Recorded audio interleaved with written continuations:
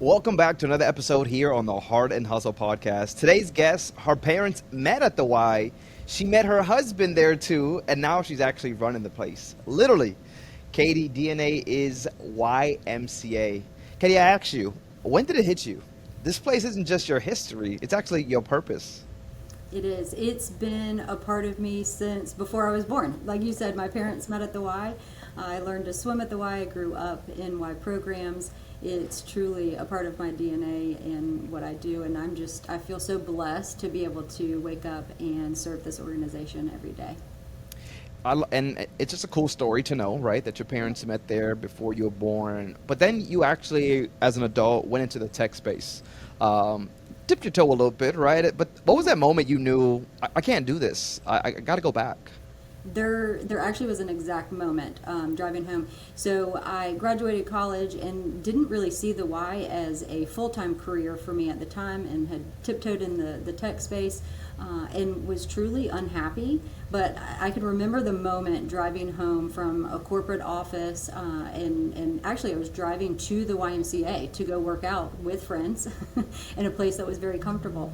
And in that moment I realized I don't know the ins and outs or the family dynamics of anybody I'm working with. I spend more of my time with these people and I don't know very much about them. And it was that moment that I realized, am I in the right place? You know, I just feel so connected when I'm with people at the Y, and it's really what drew me back to the YMCA and pursuing that as a career was just that family aspect. And I could tell you right now, you know, my team, exactly what's going on. I know what they did last night. I know what they're going to be doing tonight. I know their family dynamics. We are truly a family, and that's what I wanted. I wanted that feeling, that purpose for my career. I love it. And I think you also mentioned, you called it a God thing. Can you take me into that moment of clarity? I love when I speak to leaders, and the leader I spoke to previously, it was really just how God has played a part in our lives. Sometimes we really didn't even notice. Now we're older, we get it, it makes sense. But you kind of take it to that, that moment when it was just also clarity. Why a God thing? Do you believe he was just kind of taking you off path to chase your purpose? So I always say it's God's time, right? That His plan is better than ours, and it's easy to say that, and I've always said that. But He's proven to me over the years that it truly is His plan. I am very organized, and I like a plan. I like to know A to Z. And He sometimes comes in and says, "It's not your plan. You don't get to decide every single moment." And so.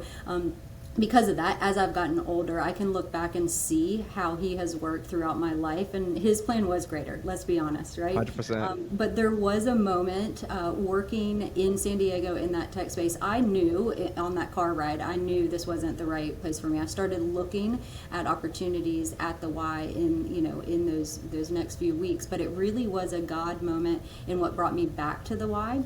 They had a position that wasn't even posted, and the membership director there at the time remembered me because of my last name. Now I'm going to date myself because this was before computers. They went to a file drawer and found my membership card and called the phone number on that card, which happened to be an old number that I wasn't using. That phone had been in a drawer in my in my desk for a couple weeks. I had gotten a new phone just because I had moved. And that number actually went to this old phone, and my sister was in town visiting from out of town. She was in college at the time, and because of roaming, I had given her that phone because it had 2 weeks left on the plan. I'd given her that phone to use just so we could connect after work. And so she got the call that day about this position at the YMCA. Had that not happened, had she not had that phone visiting, that week, been out of school that week, had I not given her that phone, would I have gotten that call? That was all. That has to be God, that just has to be God. So I got the call. She was like, "My sister's at work. She's got another number. Call her." And then the rest is history, really. I love that story. Yes, that was definitely God. Like you take back those moments. He lined it up really good for you. Yeah. And there's this beautiful humility in how you lead. Talking to you last time, filling the gaps, not really taking credit. Where does that come from? Is that a mom, dad thing that you've seen growing up, or where do that leadership stem from? Yeah. I think that is definitely rooted in my parents and how they lead.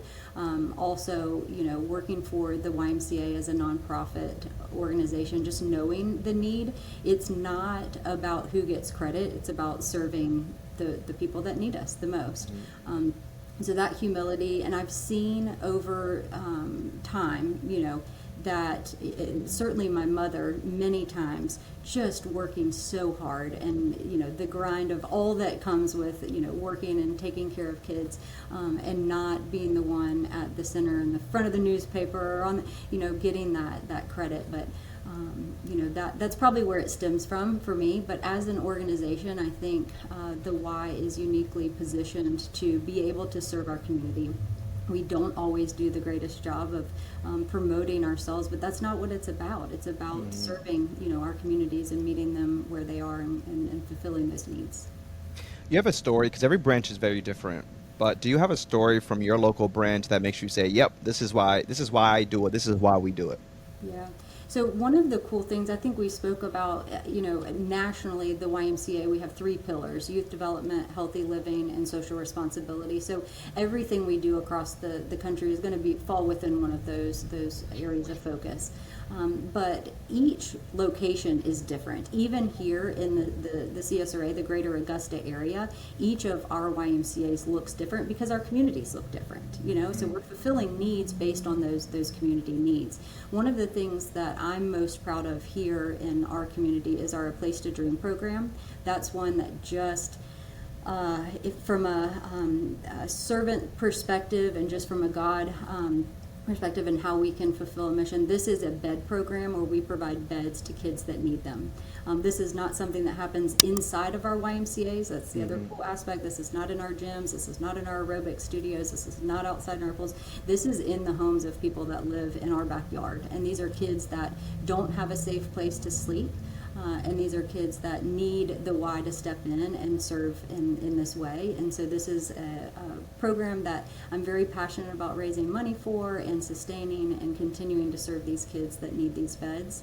We talk to families all the time. We're reuniting families. I had a call yesterday with somebody who works for DSS, and we already have partnerships with DFACS, and where we're uniting these families that need a safe place to stay or to sleep. And because of the Y and because of our bed program, they're able to reunite and get the kids back in those homes. So it's just one of those programs where when you leave and you've given the kid, and many times it's the first bed that they've ever had, you've made a difference. That is so cool. When you talk about what the YMCA does, right? Because I've never heard that from a YMCA. Yeah. You hear free swimming lessons, you hear the gym, but to know that that's where you guys are at, and really trying to meet people where they're at, right? This is the YMCA that's in the community, and that's what the need is. So we're going to meet them where they're at. We're going to try to help with that sense, but also still to have that standing building that people can come and also feel safe in, right? Go and know that there's community in there. Because you mentioned community is what brought you back to the YMCA. When you thought about tech, I didn't have community. Where are the people that, just show up and, just love on one another? You weren't seeing that, right? And that you get to do that is pretty cool. How long have you been now at the head of the table when it comes to your specific YMCA? So I've been the president and CEO in this role just since January. I've worked for the Y for 27 years, and I've been at this local organization for 17 years. And I was in the Wow. number 2 seat for 8, and then just took over as the president and CEO in January. So I'm pretty sure there's some program things that you put in place, but now being there, right, the head of the table, the number one, what are some of the things that you would love to see? Because obviously, we take our past leaders and they already did amazing, but now is our time to really keep the needle moving forward. What are some of the things that you're wanting to implement, especially in the space of, if there's any, embracing AI, right? Because that's kind of where everyone's kind of looking at, especially with what's going on in the government, funding cuts and all that. Yeah. Where's your thoughts on what you get to do now as the true leader of this organization? So I am in a wonderful position in the fact that I get to build on the legacy that's already built. We have a very successful organization here in the greater Augusta area, and so just building on that foundation, but really cool to be able to kind of put my own stamp on it. Working on the culture of our organization, I want this to be the best place to work. I want every single person that gets a paycheck from our YMCA to love coming to work as much as I do. You know, I want them to wake up every morning and enjoy. And of course, there's going to be, parts of our job description that are hard or that we don't love as much as others.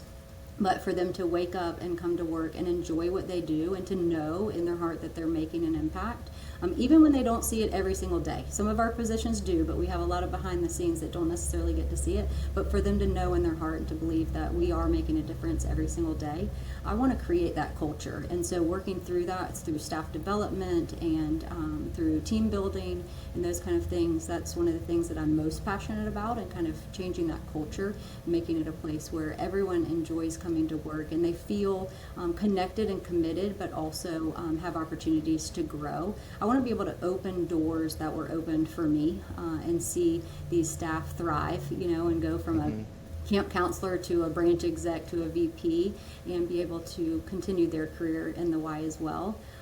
I also love the technology piece and incorporating that, not as a replacement tool, but just making us, I always tell my staff, let's work smarter, not harder. And if there is an AI tool or some type of software that can create an environment where we're able to do our job and it makes it a little bit easier, let's go for it and use those tools and resources to do that.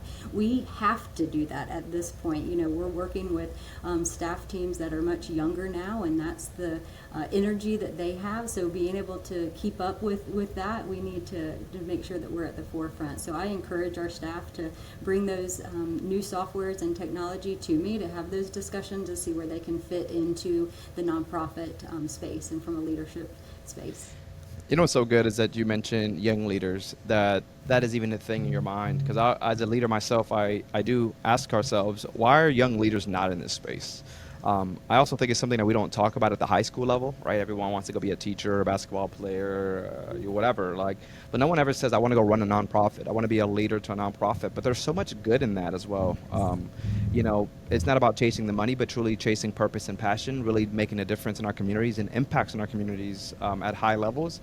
So I'm excited that you're working with our young leaders and letting them know that, hey, we accept you as who you are. We need you, right? We embrace what you bring to the table. So I'm quite excited about what that actually looks like. You've also, in a world that's really kind of almost obsessed with AI, I can imagine that AI becomes a topic everywhere and anywhere. Yeah. You've said it's a tool. It's not a takeover. I'm 100% agreeing with that. What does that look like at the Y level? Are you guys using things like ChatGPT, Copilot, or are you guys thinking even further than that?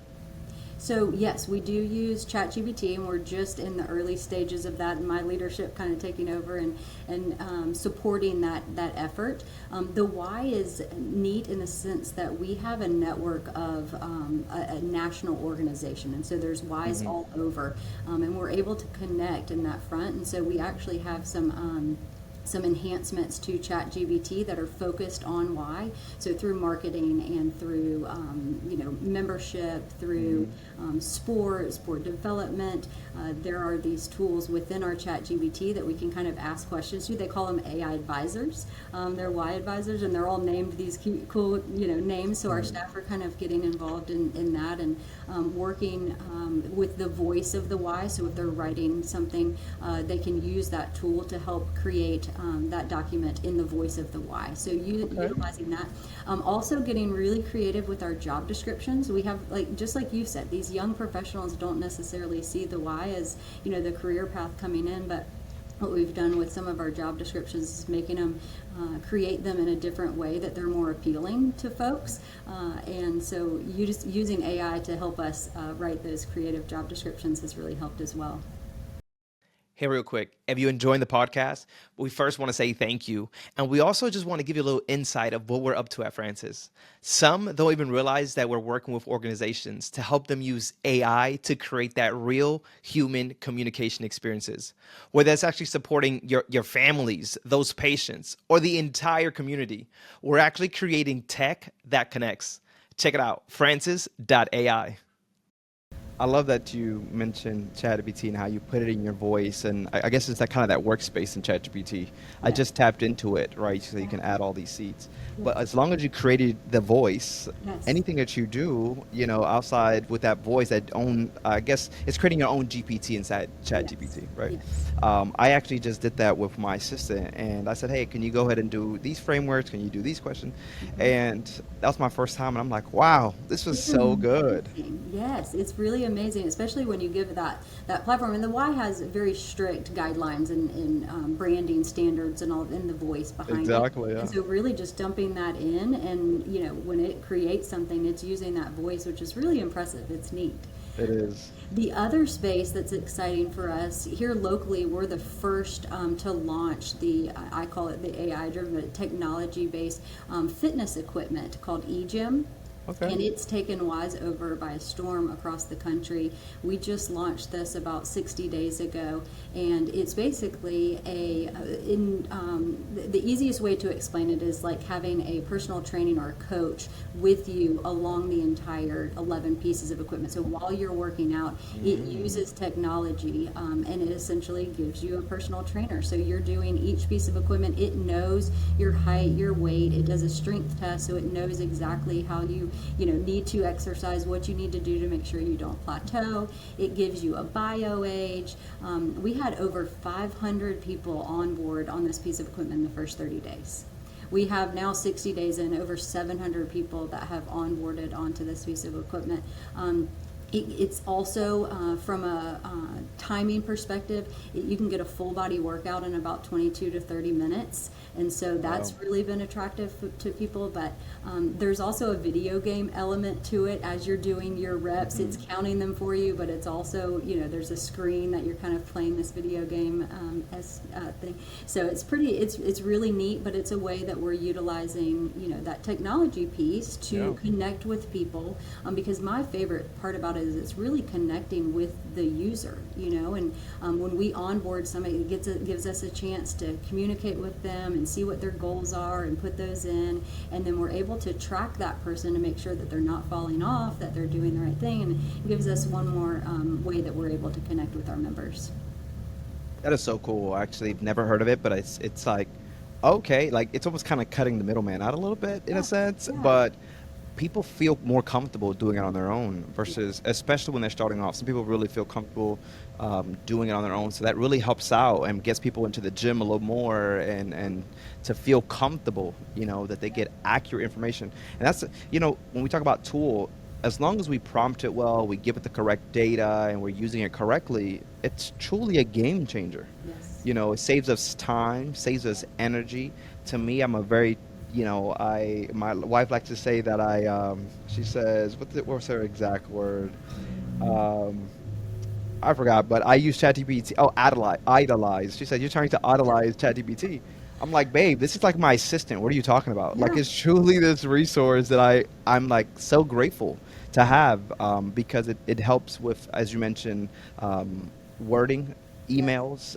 If I'm onboarding, it helps me really kind of keep things organized. I Yeah. can throw some Excel spreadsheets, and it would make it the way I need it, or put it together the way I need it. So yeah, I truly do love it, and I love the thing that you guys are already doing. If you can actually think about AI, creating maybe your own AI tool and a sense of community engagement, what would that actually look like for the Y, and who is his actual audience?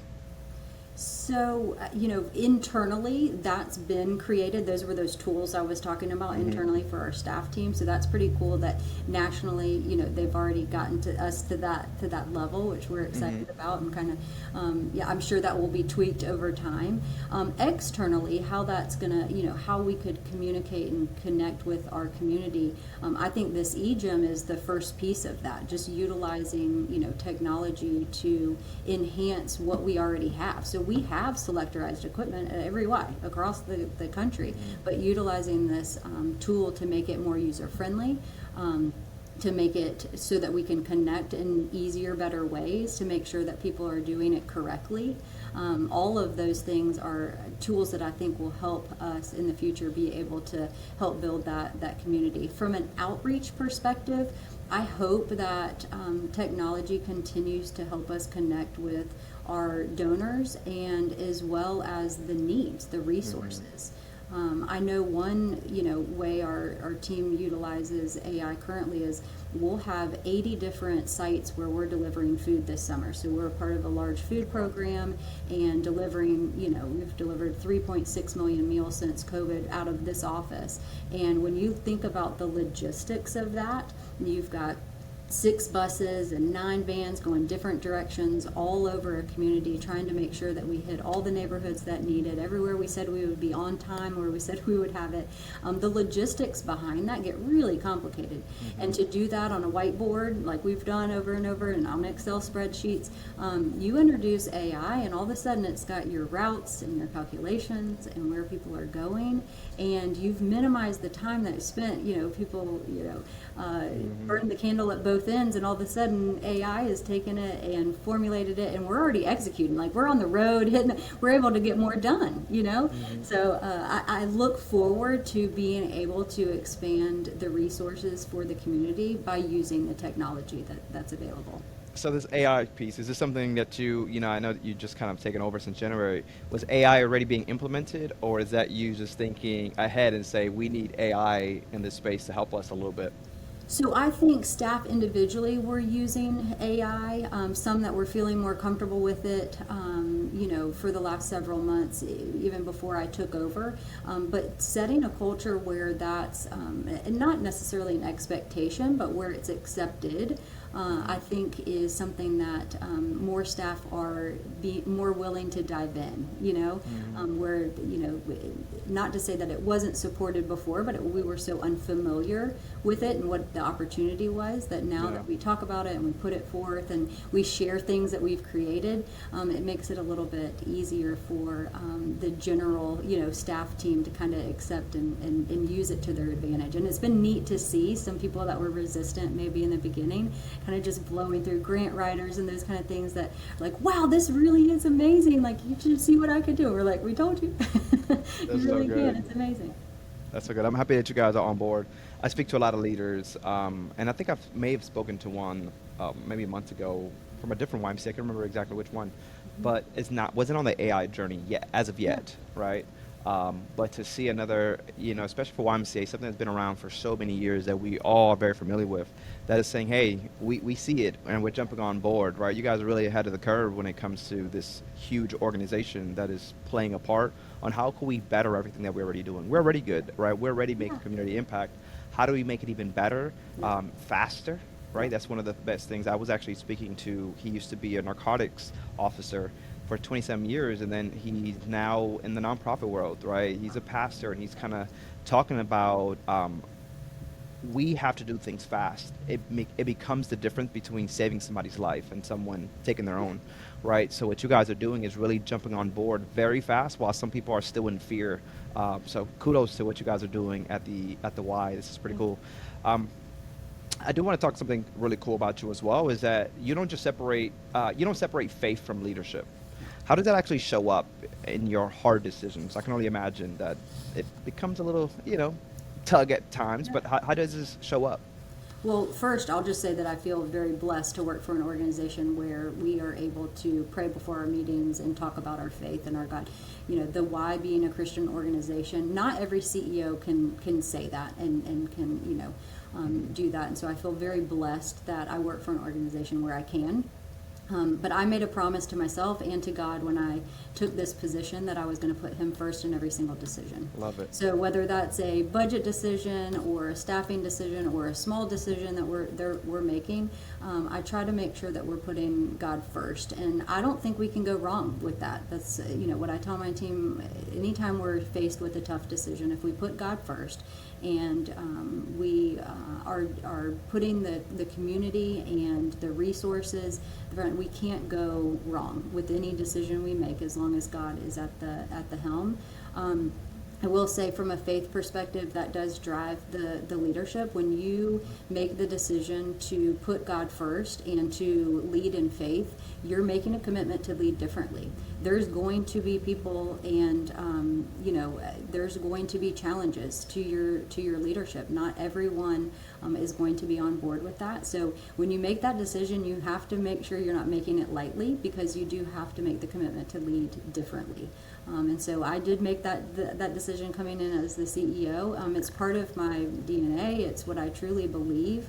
But I have also seen how when the leader shows up in that way, in that space, that effect that it has on the association and the community, how many things truly have come together. And again, it's his plan. It is God's plan, and it's in his time. But we've seen partnerships come together. We've seen community resources fall into place, and putting him first has really made that difference. We have our theme for this year at this association is Better Together, and that's rooted in John 17:21, which is our foundational verse for the YMCA. May they all be one. And I truly feel like if we work together as a staff team, if we work together as volunteers, and we work together as a community, we're going to be better for it. And so we've seen that play out since January, when I took over the last 5.5 months. Looking at ways that we can partner. The Y doesn't go into a community to compete. We're not going into a community to say we do this the best and we're going to take over. We really are looking for ways that we can work together. And if we're really good in this space and somebody else is really good, why don't we work together to make it even better? And that's where Better Together comes from. I'll consider just listening to you. You're so good. You're so good. I can tell that this is very genuine. This is very authentic. This is what you want to see. I'm also a big believer when we talk about speaking things into existence. I believe, and I can imagine that you also agree, we plant seeds when we just say the things that we want to do. Or, I kind of go back to when I was a young kid and thought to myself, one day I'm going to be a host, and I'm going to be on a stage. Well, this is my stage. Here I am hosting, right? You Yes. just don't know how it's going to That's so happen. Like, cool. Yeah. yeah. In your mind, you might have thought something else. God's plan was a little bit different. He There you gave go. it to you, but Exactly. exactly. Yep. So I ask, what is your, when we talk about long term, you're in a special place. There's going to be a lot of impact that you're going to make.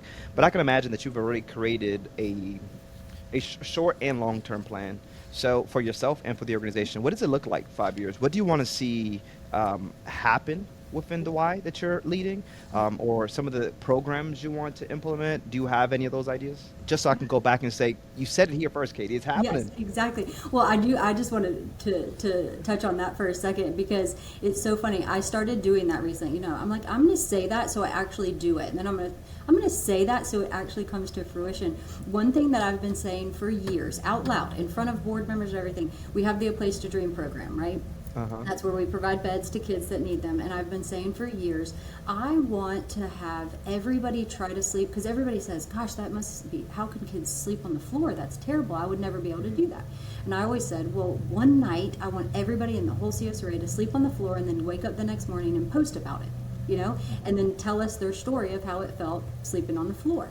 And so I've said it for several years. I'm like, one day we're going to do this. Guess what? In March, we did it. We actually did it. Love So it. we pushed out. It was called Dream On. It was a challenge we put out on Facebook, and our community and the supporters of the Y all slept on the floor for one night, and then woke up the next day and posted about it. And man, the impact was really cool. So it's neat to see kind of those things come to fruition. But as far as vision for the Y in this organization, yes, we have our strategic plan. We have our 5-year plan, and what we want to accomplish over the next 5 years, and where the next new Y is going to be, and how we're going to renovate this Y and expand childcare and resources and those kind of things. So all of that is definitely on the radar and a part of my overall plan. But if I had to say, what is Catie doing to, put her stamp on it, or it's really around that staff development piece. I truly believe if we have a team of people who love what they do, that's going to trickle into every single aspect of the YMCA. I mean, could you imagine showing up as a 4-year-old to a swim lesson and having a swim instructor that was so passionate, just loved what they did? Translate that to every single thing we do. The Group X instructor that's coming in to teach a class in the morning, the after school counselor that's taking care of kids in the afternoon. If we are all passionate and we have the right people in the right positions, at the right place at the right time, and all that's God, if all of the people that we have working for us enjoy and love what they do, that passion is going to drive, and it's going to be a force that nobody can reckon with. It's going to be God putting his tentacles out into our community, making sure that every life is touched in the way that they need to be touched. And it's going to create transformational change in our community. There's going to be an impact that nobody's going to be able to deny. And I think it starts here with our leadership team, not just me, but my team of people who have a huge responsibility to make sure that we're instilling that in the people that work for us, and that we're treating them with kindness, and that we're caring, and that we're honest and respectful. And then that's hopefully is going to disseminate into our programs, which ultimately touch our community. And that, I hope, is what we're able to accomplish over the next 5 years, is a community of people that love and support their why, but love and support their jobs, and ultimately put God first in everything we do, and love him so that we can love others. So good, so good. I got a question. You mentioned how your mom and dad were in this. Were they CEO as well? So my dad was. So they met actually not as CEO. They met as young like aquatics directors and lifeguards in Tuscaloosa, Alabama. And so that's how. But my dad ended up as he retired as the CEO in Savannah, Georgia, actually. Okay. So So yeah. the reason I asked that is because you're a woman leader in this space, and what did you take from your mom? Even though your mom may have not been CEO, she was a leader. I can imagine in Yeah. her, at home and in her work. What do you take from mom as a leader, and what are you implement? What are you giving your kids on leadership? Yeah. So my mom is a very strong leader in everything that she does. She always has been, whether it was, in PTO, or whether it was running her own business, or whether it was, working for the school. She was a teacher for a long time too after she left the Y. She was always a leader. She was born a leader. I think that stems from my grandmother, who I get a lot of my, wisdom and all, and also my faith is also from my nana as well.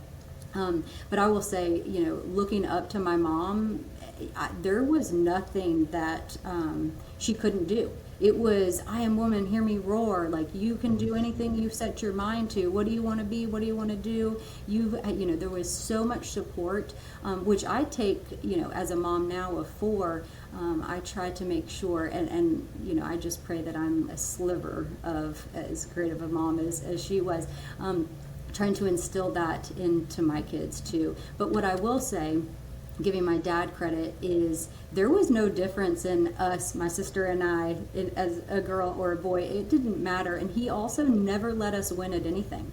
If we came close to winning, we knew we came close to winning, because he wasn't going to let it didn't matter if it was playing horse in the backyard, basketball, or if we were playing Candyland. He was going to make us work for it if we were going to get, and I say close to winning because I don't know that I've ever beat him at anything.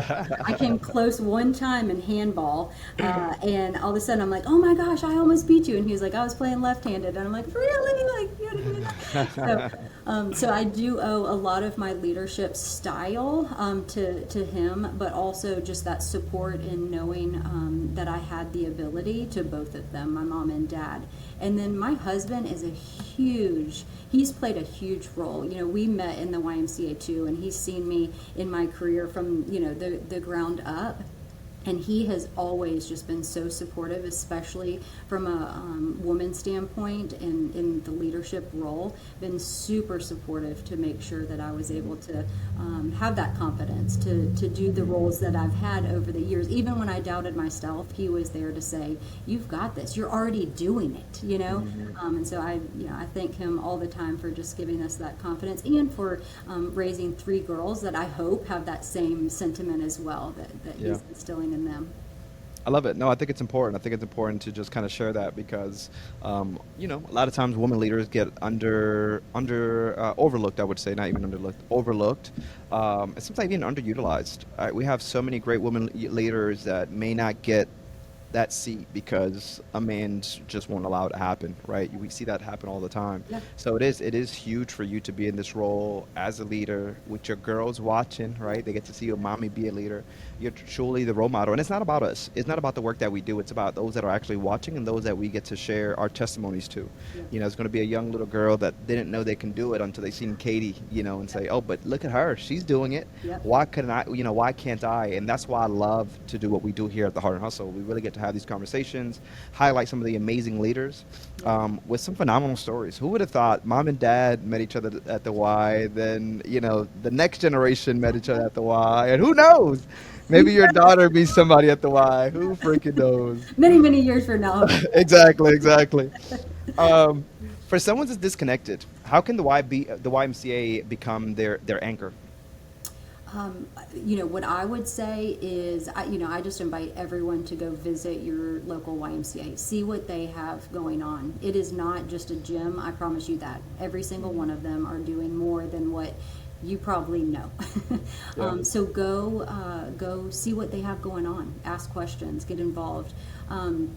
We are a hub for transformational change, not just a gym, and each Y is unique in supporting their community. The other thing that I really love about the Y is that we have something for everyone. There are lots of really wonderful organizations out there that are very specific in who they serve, but the Y is unique, and that's one of the reasons why I feel like every single staff person we have should be able to find something that they are passionate about, because we are from birth to death. Like that That's so gamut cool. of what we offer is so broad. But it also means, from a community perspective, is there's a way to get connected. If you want to volunteer for youth program, or if you want to volunteer for seniors or pickleball, after school program, summer camp, a food program, there is probably something at your local Y that you can get connected with, and I promise you that Y needs you. That Y needs our community to step in and support, whether that is through volunteering, whether that's through joining, the Y or the programs, or through donations and support through philanthropy. I'm happy you shared all that information because it's always when someone says YMCA, they go for the free swimming lessons. Yeah. I'm not gonna lie to you. We took our daughter to the YMCA for the swimming lessons. Yeah. Before that, the last time I walked into YMCA had to be when I was 10 years old. I am 35 years old now, Yep. right? So Yep. we when I walked into it, I was like, oh my God, I haven't been into it. You just always remember that first time you stepped into YMCA and what the YMCA looked like in your own community, because they Yeah. were so pivotal in our communities. We at least walked into them, a handful of times, but knew that when we walked in, it felt very family, right? Like the way you can walk into a Planet Fitness, no knock on Planet Fitness, and you can walk into YMCA, but it's very genuine when someone's from the YMCA says, "Hey, how you doing?" They really truly care. You can Yes. see it in the sense of YMCA. While Planet Fitness is almost just a job, they're just there, right? So there's a difference there. So I'm happy that you were able to share that there's so much going on, especially as we're going into summer for those that may need so much, different things for their communities or for their kids. I truly appreciate you sharing that. But now, because believe it, I told you that the time will go by so fast. We're almost about 40 minutes into this, believe it or not. I put you in the hot seat, and this is one of my favorite questions that I heard from a leader. It is, what is that one gift you didn't know you had, Mhm. but you now know, and when did you find out? That's one gift.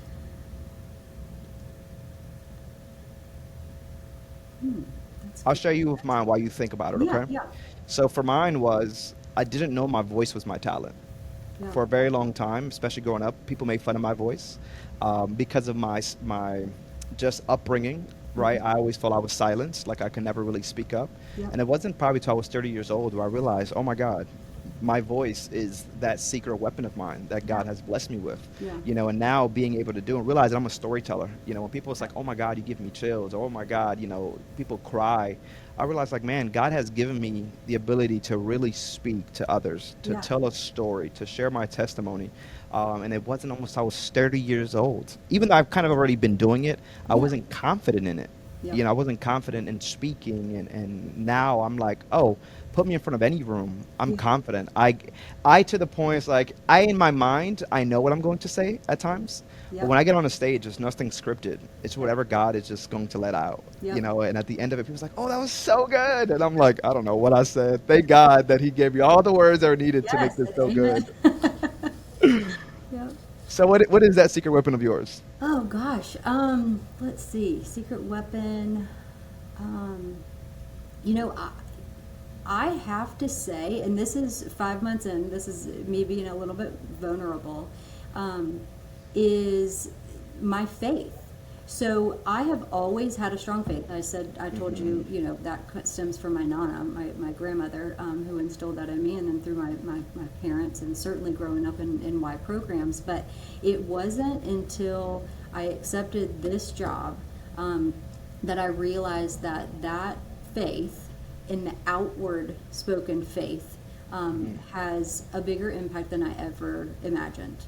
I feel like in my role, in my past roles, maybe that was overshadowed by all of the other faith stuff that the Y does. Yeah. But it wasn't until I truly started, um, vocalizing and putting that out there, that things really started to open up and open my eyes to what that does to your leadership team, but also, like you said, the speeches when you're standing on stage and how God speaks to you.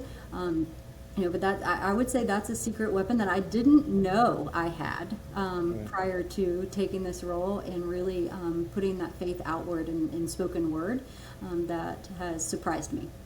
I can't wait to hear more about what you do at the Y. I know it's been a short time. We're gonna have to do this at some point, maybe after a year has gone Yes, I by, would and figure love out where to. you're at Yes. because I think that there is, um, you could just tell you're just happy, you know, and it could be a new role, but even sometimes you take a new role in the same company, it is what it's like just another day. But no, it seems like you're really excited of what's to come next because you have all these great ideas, great team. Because we're not us without a team, right? It's never really about us. It's about everyone else that we can bring up together, Yes.